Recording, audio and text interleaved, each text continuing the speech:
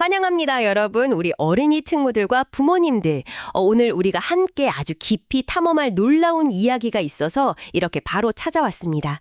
불필요한 인사나 잡담 다 내려놓고요. 곧바로 오늘 우리가 깊이 파헤쳐볼 특별한 성경 이야기 속으로 들어가 보겠습니다. 네, 오늘 우리가 함께 살펴볼 내용은 정말 흥미진진하고 또 깊이가 있습니다.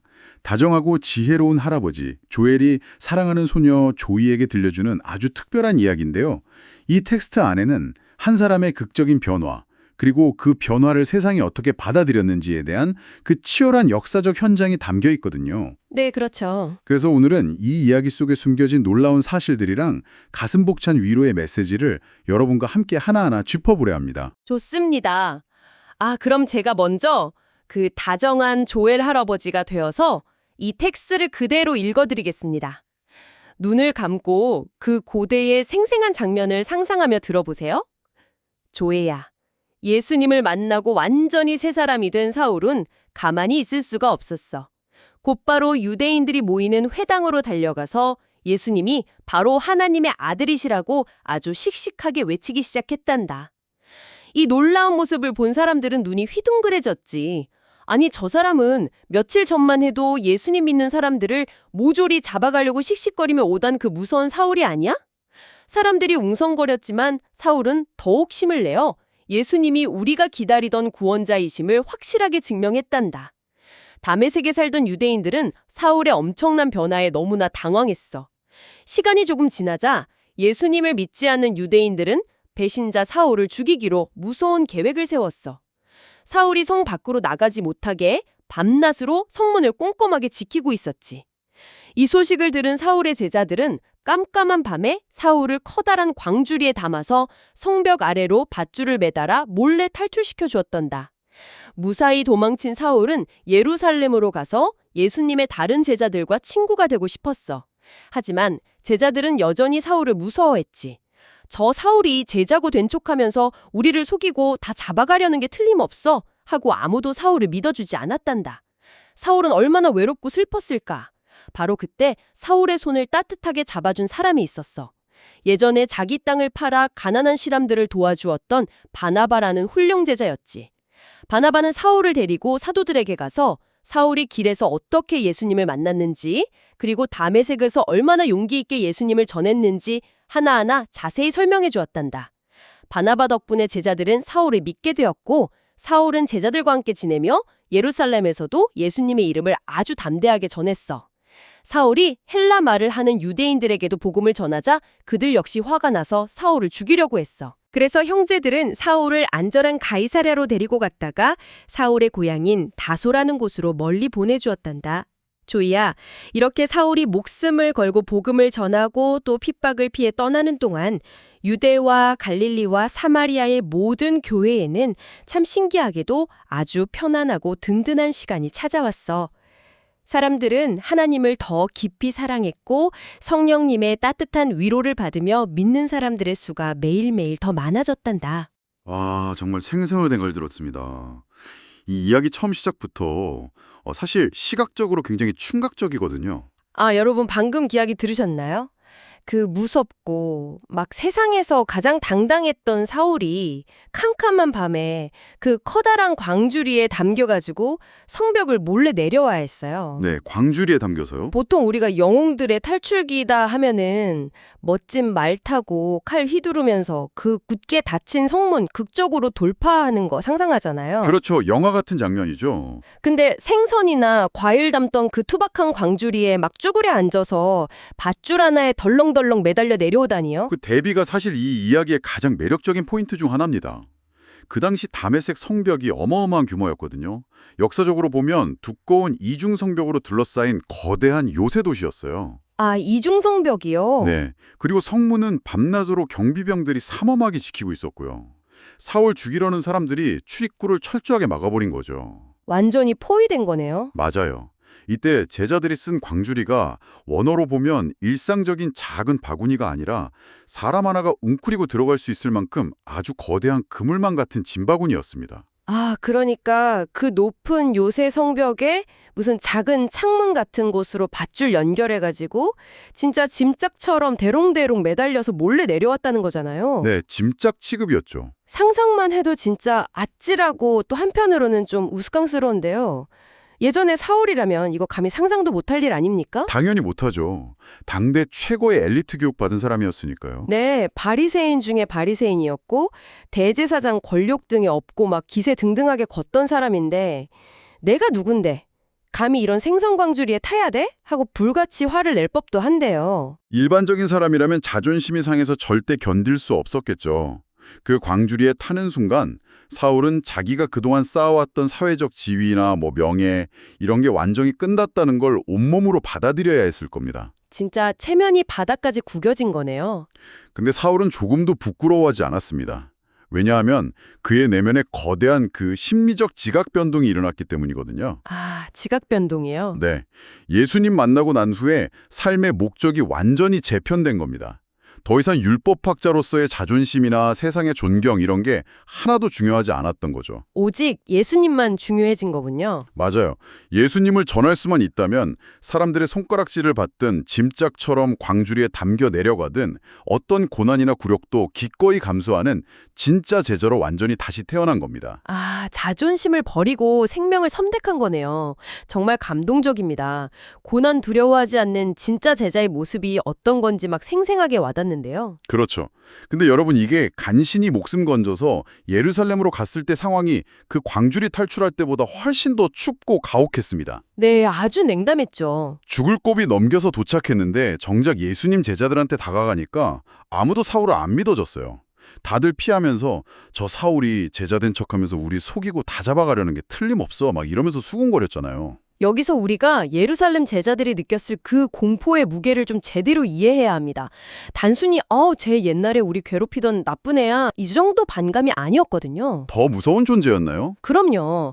사울은 막강한 권력 가진 사내들인 공회 승인까지 받아서 그리스도인들을 합법적으로 체포하고 감옥 가두고 죽음으로 몰고 갔던 사람입니다. 아, 합법적인 권력이 있었군요. 제자들 입장에서는 거의 연쇄살인범이나 다름없고 가장 무서운 폭력의 상징이었던 셈이죠. 그런 사람이 갑자기 다가와서 나도 예수님 믿는다 이러면 이거 고도의 함정수사다 이렇게 의심하는 건 아주 당연한 반응입니다. 아, 듣고 보니까 완전 이해가 가네요. 우리도 왜 학교나 직장에서 나치독하게 괴롭히던 사람이 갑자기 막 친한 척 다가오면 무슨 꿍꿍이지 하고 피하게 되잖아요. 하물며 목숨이 오가는 상황이었으니까. 네, 오죽했겠어요. 그 캄캄한 밤에 성벽에 매달려 있을 때보다 어쩌면 예루살렘에서 철저하게 혼자가 됐을 때 사울이 훨씬 더 뼈저린 외로움이랑 슬픔 느꼈을 것 같습니다. 정말 막막했을 겁니다. 네, 근데 바로 그때 모두가 막 경계심의 벽을 높게 쌓고 있을 때 한 사람이 사울한테 다가가죠. 바로 오늘 이야기의 진짜 숨은 영웅 바나바입니다. 이 바나바라는 인물이 등장하는 게 초기 기독교 역사의 물줄기를 바꾼 아주 결정적인 순간입니다. 이야기 앞부분에 바나바가 자기 땅 팔아서 가난한 사람 도와줬던 훌륭한 제자로 소개되잖아요. 네, 아주 훌륭한 사람으로 나오죠. 이 배경도 흥미로운 게 율법에 따르면 원래 레위 지파 사람들은 땅을 소유하지 않는 게 원칙이었어요. 근데 구브로 출신 레위인이었던 바나바는 이방 지역에 땅이 있었던 것 같습니다. 그걸 아낌없이 팔아서 교회를 위해 내놓을 정도로 이미 신앙이나 헌신이 엄청 깊은 인물이었던 거죠. 아, 이미 헌신된 사람이었군요. 네, 그리고 그의 본명은 사실 요셉인데 사도들이 지어준 별명이 바로 바나바입니다. 혹시 그 뜻 아시나요? 위로의 아들, 즉 위로를 잘해주는 사람이란 뜻입니다. 와, 위로를 잘해주는 사람이라는 뜻이라니 정말 좋네요. 이름부터가 벌써 그 차갑게 얼어붙은 마음을 확 따뜻하게 녹여주는 것 같습니다. 그렇죠. 이름 참 잘 지었죠. 근데 막상 현실적으로 생각해보면 어제까지 내 친구들 감옥에 가두던 사람을 하루아침에 믿고 먼저 다가가는 거는 이게 단순한 위로 차원을 넘어서는 거 아닙니까?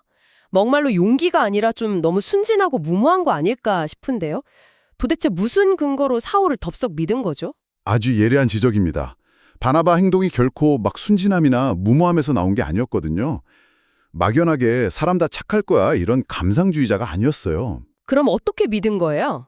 바나바가 생명의 위험 무릅쓰고 적이었던 사울 편에 설 수 있었던 이유는 그 안에 성령님이 주시는 아주 예리한 영적 분별력이 있었기 때문입니다. 영적 분별력이요. 네, 성령인이 함께 하시면 사람을 보는 기준이랑 시야가 완전히 달라지거든요. 바나바는 사울한테 붙어있는 과거의 죄악이라는 라벨에 갇히지 않고 하나님이 지금 저 사람 마음속에서 어떤 위대한 일을 시작하셨는지, 어떻게 아름답게 변화시키셨는지 꿰뚫어보는 그런 영적인 눈을 가지고 있었습니다. 아, 그러니까 과거의 모습이라는 두꺼운 색안경을 벗고 예수님 안에서 새롭게 변화된 그 진짜 속마음을 보아준 거군요. 맞습니다. 진짜 모습을 본 거죠. 게다가 바나바는 그냥 여러분 사울 믿을만해요. 제 말 믿고 그냥 받아줍시다. 이렇게 억지 부린 것도 아니었어요. 이야기 보면 사울 손 이끌고 사도들한테 직접 가잖아요. 네, 데리고 가죠. 가서 사울이 다메섹 가는 길에서 어떻게 빛이신 예수님 만났는지 그리고 얼마나 목숨 걸고 용감하게 복음 전했는지 진짜 하나하나 구체적으로 정성스럽게 변호해 주더라고요. 그렇습니다. 바나바는 아주 완벽한 다리 역할을 수행한 겁니다. 서로 향한 공포랑 불신 때문에 깊게 파여있던 그 사울과 예루살렘 교회 사이에 거대한 계곡에요, 자신의 신용과 목숨을 담보로 튼튼한 다리를 탁 놓아준 거죠. 아, 생명줄 같은 다리네요. 만약 바나바의 이 친이라고 따뜻한 위로 그리고 굳건한 믿음이 없었다면 어떻게 됐을까요? 어휴, 상상하기도 싫네요. 그 위대한 전도자 사울, 훗날 신약 성경 절반을 쓰고 전 세계 복음 전한 바울이라는 엄청난 인물이잖아요.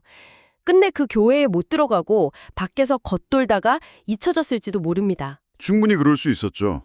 바나바 한 사람의 위로랑 믿음이 하나님의 위대한 일꾼을 교회 안으로 탁 품어내는 결정적 열쇠가 된 거군요.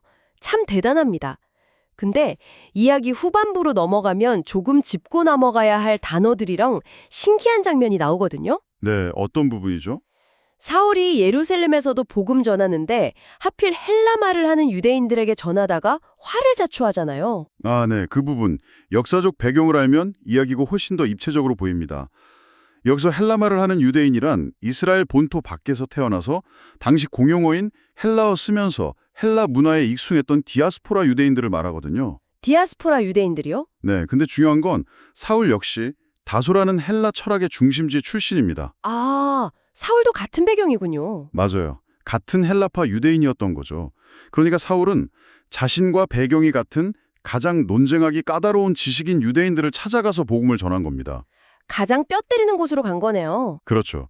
그들 입장에서는 자신들 중에 가장 똑똑했던 유망주가 하루아침에 돌변해서 예수를 전하고 있으니까 엄청난 배신감, 분노 느꼈고 결국 죽이려 한 겁니다. 아하.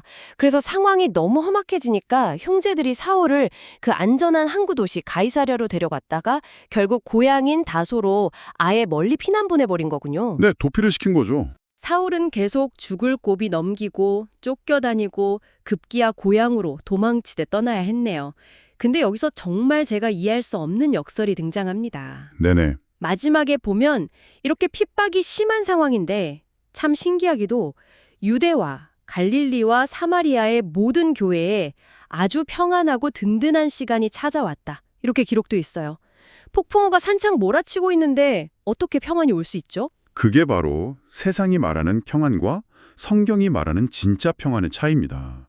우리는 보통 평안이라고 하면 로마 군인의 압제나 유대인들의 핍박이 마술처럼 싹 사라진 아주 아무런 문제나 고통 없는 온실 같은 상태 생각하잖아요. 보통 그렇게 생각하죠. 문제 없는 상태요. 하지만 여기서 교회가 누린 평안은 갈등이 없는 게 아니었습니다.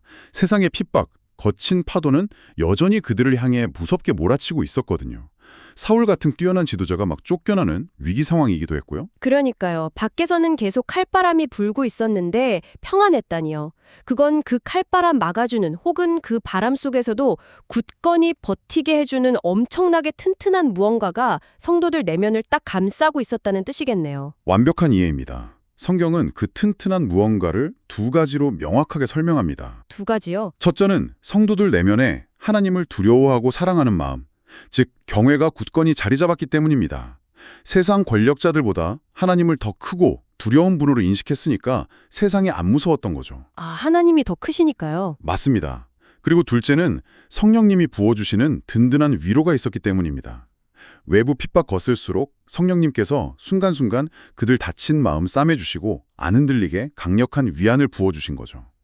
상황이 좋아서가 아니라 전능하신 하나님이 내 옆에 함께 하시기 때문에 누리는 절대적이고 근원적인 평안이었습니다. 하나님은 정말 세심하신 분이군요. 내 눈앞에 보이는 그 무서운 일들, 장애물을 단순히 치워주시기만 하는 게 아니라요. 어떤 거대한 폭풍우가 닥쳐와도 넉넉히 이겨낼 수 있는 보이지 않는 힘이랑 위로를 성도들 마음 깊은 곳에 단단히 채워주시다뇨. 네, 정말 놀라운 일이죠. 우리 어린이 친구들이랑 부모님들도 이 진짜 평안의 비밀 꼭 마음에 담아가셨으면 좋겠습니다. 자, 그렇다면 오늘 우리가 살펴본 사울의 광주리 탈출, 바나바의 위로, 그리고 이 거친 세상 속의 참된 평안, 이런 깊은 이야기들을 오늘을 살아가는 우리 실제 삶에 어떻게 적용해 볼 수 있을까요? 오늘 이야기 들으시면서 우리 어린이 친구들과 부모님들의 일상생활을 가만히 돌아보았으면 좋겠습니다. 특히 사울의 과거 묻지 않고 끝까지 믿어준 이 바나바의 따뜻한 시선 우리가 꼭 배워야 하거든요. 맞아요. 바나바의 시선이요. 우리 가끔 예전에 나 엄청 괴롭혔거나 무리해서 큰 잘못했던 친구 다시 볼 때 어떻게 반응하나요? 대개 속으로 쟤는 원래 저런 애야. 사람 절대 안 변해 하면서 아주 무거운 편견의 색안경 탁 끼고 쳐다보잖아요. 찔립니다. 저도 그럴 때가 있거든요. 상대방이 진심으로 후회하고 달라지려고 발버둥 쳐도 과거의 꼬리표를 잔인하게 안 떼어주는 경우가 참 많죠. 우리 친구들 놀이터나 학교에서 한번 생각해 보세요. 예전에 친구들 괴롭히거나 막 짓궂게 굴던 아이가 이제 자기도 변하고 싶어서 같이 놀고 싶어서 주변 머뭇거릴 때 사실 선뜻 다가가기 쉽지 않거든요. 그렇죠. 쉽지 않죠. 또 나쁜 장난치면 어쩌지 막 경계하게 되고요. 근데 오늘 바나바 모습 보세요. 바나바는 당대 세상에서 가장 무섭고 잔인했던 사울의 손을 덜컥 잡아주었습니다.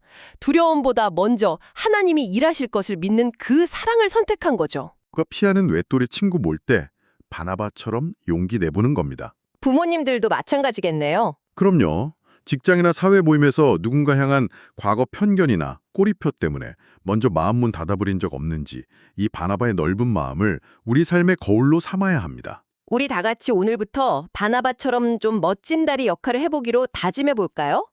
다른 친구들 다 무시하고 피할 때 슬며시 다가가서 오늘 나랑 같이 놀래? 하고 따뜻하게 손 내밀어 주는 거예요. 네, 아주 좋은 실천이죠. 그리고 혹시 다른 친구들이 야, 쟤 예전에 우리 괴롭혔잖아, 놀지 마 이럴 때 아니야, 아까 보니까 나한테 양보도 해주고 전이랑 다르게 참 착하게 행동하더라 이러면서 그 친구의 변화된 좋은 점 찾아서 앞장서서 칭찬해주고 변호해주는 거죠. 이게 바로 오늘 배운 진정한 바나바의 위로 아닐까요? 정말 훌륭한 적용입니다. 우리 마음속에 성령님이 주시는 평안, 위로가 가득 채워져 있다면 우리는 그 은혜를 나 혼자만 간직하는 저수지가 돼서는 안 됩니다. 흘려보내야 하는 거군요. 네, 그 위로를 다른 사람에게 흘려보내는 통로가 돼야 하죠. 외롭고 슬픈 친구들, 과거 상처로 웅크려 있는 이웃들에게 먼저 다가가서 예수님의 따뜻한 사랑 전해주는 그런 위로의 사람. 그것이 오늘 하나님께서 이 조엘 할아버지 이야기를 통해 우리 모두에게 원하시는 삶의 결단일 겁니다. 오늘 이 시간이 여러분에게 단순한 어떤 성경 지식 넘어서 삶의 태도를 싹 바꾸는 깊은 울림이 되었기를 바랍니다. 여기서 마지막으로 우리가 한 가지만 더 생각해 볼 아주 놀라운 포인트가 있는데요. 네네. 오늘 이야기 속 사울을 보세요.